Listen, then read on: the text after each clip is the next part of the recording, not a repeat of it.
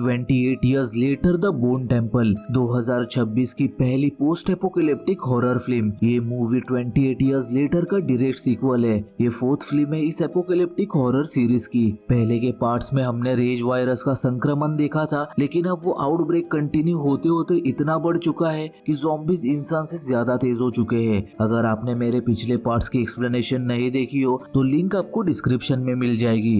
आपको बता दूं कि ये सारे पार्ट एक दूसरे से कनेक्टेड है, तो इस कहानी को अच्छे से जानने के लिए पिछले पार्ट की एक्सप्लेनेशन जरूर देख लेना। इस मूवी की IMDb रेटिंग है 7.8 आउट ऑफ 10 और 94% फ्रेश ऑन रोटेन टोमेटोज। खैर, ये तो आपको कहानी सुनाने के बाद ही पता चलेगा कि क्या ये 28 इयर्स लेटर का सीक्वल उम्मीद पर खड़ा उतरा है या नहीं। दोस्तों, आप मेरी वीडियोस तो देखते हो पर सब्सक्राइब नहीं करते, कर दो यार। आपके सपोर्ट की वजह से ही तो हमारा एग्जिस्टेंस है, तो प्लीज सब्सक्राइब भी कर देना। चलिए ज्यादा वक्त ना लेते हुए बढ़ते हैं कहानी की तरफ। मूवी शुरू होती है जहां हम देखते हैं कि फिंगर्स गैंग ने स्पाइक को रेस्क्यू कर लिया है, जिसे sir Lord Jimmy crystal lead कर रहा था। बचाए जाने के थोड़ी ही देर बाद स्पाइक को गैंग में शामिल होने के लिए एक जबरदस्त लड़ाई लड़नी पड़ती है। उसे जिमी शाइट के साथ मौत तक की लड़ाई लड़वाई जाती है, जिसमें बचने का तरीका बस एक ही था कि स्पाइक को जिमी शाइट को मारकर ये लड़ाई जीतनी होगी। हालांकि स्पाइक कोई प्रोफेशनल फाइटर नहीं था, लेकिन वो हार भी नहीं मानता। वो जिमी शाइट को मारकर इस लड़ाई को जीत लेता है। इधर सर जिमी अपनी आदत के मुताबिक स्पाइक का नाम बदलकर जिमी रख देता है, और इधर हमें पता लगता है कि फिंगर्स गैंग में हर मेंबर को जिमी नाम के अलग अलग रूप दिए गए हैं, जैसे थोड़े सेंसिटिव जिमिंग और बहुत ही ब्रूटल को जिमीमा। और इसी तरह स्पाइक अपनी पुरानी जिंदगी छोड़कर गैंग की खौफनाक दुनिया का हिस्सा बन जाता है। दूसरी ओर जंगल में हम एक आदमी को देखते हैं जो हिरन का शिकार करने आया था कि तभी वहाँ कुछ ज़ॉम्बीज उसके पीछे पड़ जाते हैं। वो आदमी ज्यादा दूर तक भाग नहीं पाता और अल्फा के हत्थे चढ़ जाता है। अल्फा खड़े खड़े उस आदमी का सर ही उखाड़ देता है। उधर दिखाया जाता है कि डॉक्टर इयन केल्सन बोन टेम्पल में अपना काम जारी रखता है, जो अब एक तरह का ऑस्बरी मेमोरियल बन गया है उन सब के लिए जो इनिशियल आउटब्रेक के बाद मर गए थे। केल्सन ना सिर्फ इस जगह का मेंटेनेंस करता है, बल्कि ज़ॉम्बीज के अल्फा से बातें भी करता है, जिसका नाम उसने सैमसन रखा था। केल्सन उससे कहता है कि मैंने ये नाम तुम्हें तब दिया था जब अल्फा वायरस ने इस जंगल को शिकार का मैदान बना दिया। अगले दिन सैमसन फिर से बोन टेम्पल आता है और यहाँ केल्सन को समझ आता है कि सैमसन उसके ब्लो पाइप के इफेक्ट्स का एडिक्ट हो चुका है। मतलब वो जानबूझ के खुद को ड्रग के अंडर छोड़ता है और इस हालत में वो ज्यादा ल्यूकिड और अवेयर लगता है। इसके बाद केल्सन नशे में चूर सैमसन के साथ बैठता है और उससे कहता है कि पता नहीं तुम मेरी बात समझ पा रहे हो या नहीं, लेकिन मैं तुम्हारे लिए खतरा बिल्कुल भी नहीं हूँ और ना तुम मेरे लिए। सैमसन को देख केल्सन ये तो समझ गया था कि इन्फेक्शन उसके दिमाग पर असर कर रहा है, लेकिन उसे बदल नहीं रहा। फिर केल्सन भी उस ड्रग को लेकर वही लेट जाता है। अगले पल जब उसकी आँख खुलती है तो वो देखता है कि सैमसन वहाँ से जा चुका है। वो ये जानकर काफी खुश होता है कि सैमसन ने उसकी जान नहीं ली, वो जिंदा है। धीरे धीरे दोनों के बीच एक दोस्ती वाली बॉन्डिंग बनने लगती है। सैमसन अब केल्सन पर अटैक करने का कंपल्सिव अर्ज फील नहीं करता। वो कच्चे मांस की जगह बेरीज खाता है और एक पॉइंट पर तो वो खुद को कपड़े भी पहनाता है। केल्सन एक वक्त पे सोचता है कि शायद सैमसन को पेनलेस मौत देनी चाहिए,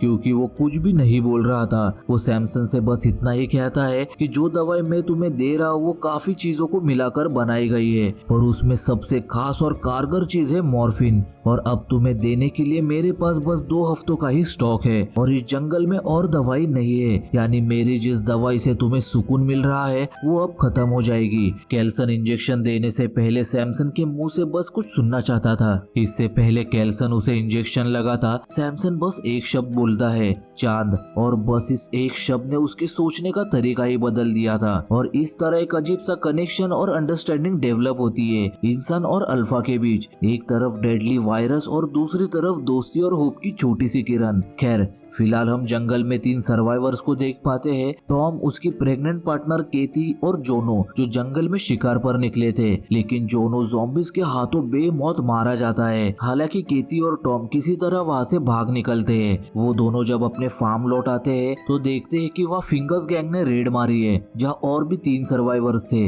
बात ज्यादा आगे बढ़ने से पहले ही प्रेग्नेंट केती वहाँ से भाग निकलती है, लेकिन फिंगर्स बाकी सारे सर्वाइवर्स को बंदी बना लेते हैं। वो उन सर्वाइवर्स को एक बांध में लाकर बांध देते हैं। सर जिमी अपने ब्रूटल नेचर में और आगे बढ़ जाता है और फिंगर्स को यानी उसके टीम को बचे हुए सर्वाइवर्स को जिंदा छीलने के ऑर्डर्स देता है ताकि उनका सैक्रिफाइस सैटर्न को दिया जा सके। सर जिमी का कहना है कि वो सैटर्न की आवाज अपने पिता के रूप में सुनता है। फिंगर्स जब उन सर्वाइवर्स की स्किन निकाल रहे थे तब उनका बहता खून देख स्पाइक उल्टी करते हुए बांध से बाहर आ जाता है। इसके बाद सर जिमी टॉम को अपनी गैंग फिंगर्स में शामिल होने का ऑफर देता है। टॉम ऑफर एक्सेप्ट करता है जो वही मौत का खेल था। टॉम लड़ाई के लिए नीचे बैठी जिमीमा को चुनता है लेकिन टॉम जिमीमा को हरा नहीं पाता। जब जिमीमा टॉम को मारने ही वाली होती है तभी छिपी हुई केती बांध के लॉफ्ट से निकलती है और एक हुक स्विंग करके जिमीमा को मार देती है। इसी भगदड़ के बीच टॉम मौका देखकर सिलेंडर से पूरे बांध में आग लगा देता है जिसमें कई फिंगर्स और सर्वाइवर्स मारे जाते हैं और आखिर में टॉम खुद भी मर जाता है। अपने साथियों की जली हुई लाशें देख सर जिमी पूरा पागल हो चुका था। वो स्पाइक से कहता है कि केती को पकड़कर मेरे पास लाओ। उस हादसे के बाद जब केती वहाँ से भाग रही थी तभी स्पाइक वहाँ आकर उससे कहता है कि प्लीज मुझे भी अपने साथ ले चलो, लेकिन केती स्पाइक को एक पंच मार के पीछे छोड़ देती है और खुद वहाँ से भाग निकलती है। स्पाइक वापस आकर सर जिमी से कहता है कि मैंने उसे मार दिया है, लेकिन वो जानता था कि स्पाइक झूठ बोल रहा है। वो कहता है कि अब सैटर्न खुद डिसाइड करेगी कि तुम्हारे साथ क्या करना है। कि तभी जिमी फॉक्स सर जिमी से कहता है कि आप सैटर्न को बुलाइए, मैं इसकी कुर्बानी दूंगा। लेकिन इंग कहती है कि हमें सैटर्न से जरूर पूछना चाहिए कि इसका क्या करना है, लेकिन आमने सामने, क्योंकि मैंने उन्हें देखा है आज सुबह जिनके पीछे एक बोन टेम्पल था, मानो वो उनका महल हो। असल में जब जिमी इंग दूसरी जगह की तलाश में निकली थी तब उसने कैल्सन के साथ अल्फा यानी सैमसन को देखा था। इसका मतलब ये था कि सर जिमी का मालिक सैटर्न और कोई नहीं बल्कि डॉक्टर इयन कैल्सन है। सीन चेंज होकर आता है बोन टेम्पल पर जहाँ कैल्सन अपना पूरा ध्यान लगाकर इस इन्फेक्शन का क्योर ढूंढने की कोशिश कर रहा था। अगली सुबह कैल्सन कैबिन से बाहर आकर सैमसन को ढूंढने लगता है लेकिन वो उसे कहीं भी नहीं मिलता। वही फिंगर्स गैंग कैल्सन को छिपकर देख रहे थे। सर जिमी फिंगर से कहता है कि यहाँ से कहीं जाना मत, मैं उनसे बात करके आता हूँ क्योंकि वो मेरे पिता है। सर जिमी के बातों से यह हम जान पाते हैं कि वो अपनी गैंग से कुछ ना कुछ तो जरूर छिपा रहा है, लेकिन क्या ये अभी आपको पता चलेगा। फिलहाल वो बोन टेम्पल के पास आकर कैल्सन से मिलता है और उसे बताता है कि कैसे उसका पूरा परिवार ज़ॉम्बिस का शिकार बन गया। सर जिमी कैल्सन से उसके बॉडी पर लगे खून के बारे में पूछता है, जिस पर कैल्सन बताता है कि ये खून नहीं बल्कि आयोडीन है जो इन्फेक्शन से लड़ने में मदद करता है। इससे सर जिमी को पता लगता है कि कैल्सन एक डॉक्टर है। ये जानने के बाद वो कैल्सन को धमकाता है कि मैंने मेरे चेलों से झूठ बोला है कि तुम ही सैटर्न यानी शैतान हो, अगर तुमने मेरी बात नहीं मानी तो मैं तुम्हें यही मार दूंगा। उधर जहाँ सारे जिमीज एक साथ थे तभी स्पाइक जिमी से कहता है कि अगर वो असली मालिक नहीं हुए तो अब स्पाइक ऐसा क्यों बात कर रहा है ये तो हम जानते ही है, क्योंकि वो पहले से कैल्सन को जानता था। कैसे ये आपको मेरे पिछले पार्ट की वीडियो में पता चल जाएगा, तो डिस्क्रिप्शन में जाके चेकआउट जरूर कर लेना। खैर इधर जिमी के मन में बस एक सवाल घूम रहा था कि सर जिमी उनका बेटा है भी या नहीं, क्योंकि जब सर जिमी बाइनोक्यूलर से इस जगह को देख रहा था तभी वो समझ गई थी कि उसने ये जगह कभी देखी ही नहीं है, वो उन्हें बेवकूफ बना रहा है। अब जब रात होती है तब सर जिमी सारे जिमी से कहता है कि कल रात मालिक हमसे मिलने के लिए तैयार है, लेकिन उनके कुछ नियम है। जब तुम उनके सामने हो तो कोई उन्हें छुएगा नहीं और कोई उनसे सीधे बात नहीं करेगा, सिर्फ मैं उनसे सवाल पूछूंगा। इसके बाद सब सोने चले जाते हैं। अगली सुबह स्पाइक चुपचाप सर जिमी के कैंप से निकल जाता है जहाँ जंगल में उसका सामना जिमी फॉक्स से होता है। फॉक्स जिमी शाइट की मौत का बदला लेने के लिए स्पाइक को मारना चाहता था। उसी वक्त इंक बीच में आ जाती है और स्पाइक को बचाने के लिए फॉक्स को वही मार देती है। स्पाइक और इंक दोनों जब वापस कैंप लौट आते हैं तो वो झूठी कहानी बनाते हैं कि फॉक्स मालिक को मिलने से डर रहा था, इसलिए वो भागने की कोशिश कर रहा था। जंगल में उसने हम पर हमला किया इसलिए उसे मारना पड़ा।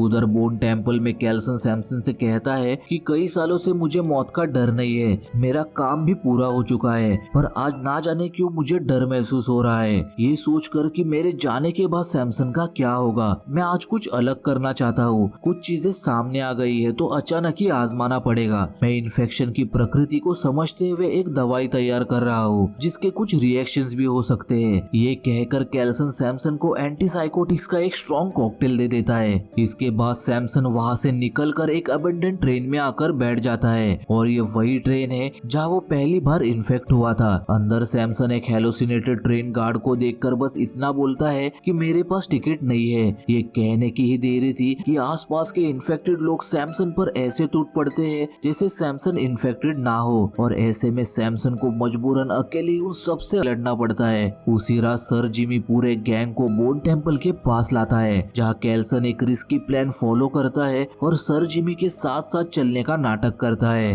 ताकि फिंगर्स गैंग पर दोबारा कंट्रोल पाया जा सके। कैल्सन सैटर्न का रूप धारण करता है पायरोटेक्निक से भरी परफॉर्मेंस के साथ आयरन मेडन के गाने the number of the beast पर और साथ ही वो गैंग को हेलोसाइनोजेनिक्स के इफेक्ट में डाल देता है। सर जिमी भी कुछ देर के लिए कैल्सन का रूप देखकर दंग था। कैल्सन उन सबको अपने पास बुलाता है और सबसे कहता है कि जो तुम काम कर रहे हो लोगों की खाल उतार कर उन्हें मारना वो जारी रखो और जाहिर सी बात है कि ये सब करने के लिए सर जिमी ने ही कैल्सन से कहा था। इसी दौरान कैल्सन की नजर स्पाइक की आंखों पर जाती है और वो स्पाइक को पहचान लेता है। कैल्सन स्पाइक के ऊपर से मुखौटा हटाते हुए सर जिमी से कहता है कि मुझे एक और आदेश देना है, मुझे एक बलिदान चाहिए। भगवान की जगह लेने के लिए जीसस क्राइस्ट को भी सूली पर चढ़ाना जरूरी था और मेरे इकलौते बेटे तुम हो तो मेरी जगह लेने के लिए तुम्हें भी सूली पर चढ़ना होगा और तुम्हें सूली पर चढ़ाने का काम करेगी ये रक्षक यानी जिमी इंग। मौत से बचने के लिए सर जिमी गुस्से और डर में कैल्सन को ही चाकू घोंप देता है। इस पर स्पाइक बिना सोचे समझे सर जिमी पर चाकू से हमला करता है जबकि इंक बचे हुए फिंगर्स को मार देती है। जमीन पर गिरते हुए कैल्सन को स्पाइक संभालता है और उसे तसल्ली देता है। इंक मरते हुए कैल्सन से कहती है कि मैं आपको बचा तो नहीं सकती बट आपका आखिरी आदेश जरूर पूरा कर सकती हूँ यानी सर जिमी को सूली पर चढ़ाने का। इंक सर जिमी के हाथ पाँव में कील ठोककर उसे उल्टे क्रॉस पर लटका देती है। इसके बाद स्पाइक और इंक जो अपना नाम केली बताती है वाइल्डरनेस की तरफ निकल पड़ते हैं। कुछ देर के बाद बोन टेम्पल के पास सैमसन आता है जिसे सर जिमी अपने हेलोसिनेशन में सैटर्न समझता है। सैमसन मरते हुए कैल्सन को नाम से बुलाकर ग्रीट करता है और उसका शुक्रिया अदा करता है। जैसे ही कैल्सन अपने चोट के आगे हार मान लेता है सैमसन उसकी लाश को उठाकर ले जाता है जबकि सर जिमी को वही छोड़ दिया जाता है ताकि इन्फेक्टेड उसका काम तमाम कर दे। कुछ समय बाद केली और स्पाइक इन्फेक्टेड के एक हुड से बचकर निकलने की कोशिश कर रहे थे।